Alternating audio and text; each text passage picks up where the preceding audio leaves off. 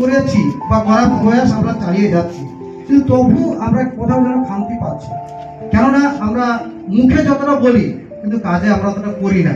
কিন্তু আমি প্রত্যেকটা দাদা ভাইকে একটা কথাই বলবো যে অন্তত যদি আমরা একজন বা দুইজন করে আমাদের এই পরিবারে যুক্ত করাই, তাহলে আমরা এটা সামান্য গাছের থেকে আমরা বড় গাছে আকার দিতে পারি।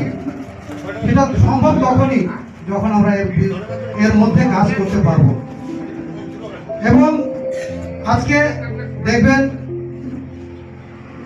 যেটা আমাদের মাননীয় দুলাল চন্দ্র বাবু বলে গেলেন যে আমাদের বয়স 60 বছর হয়ে গেলে আমাদের যে লাইসেন্সটা আছে, গাড়ি চালাবার লাইসেন্সটা, সেটা বাতিল হয়ে যায়।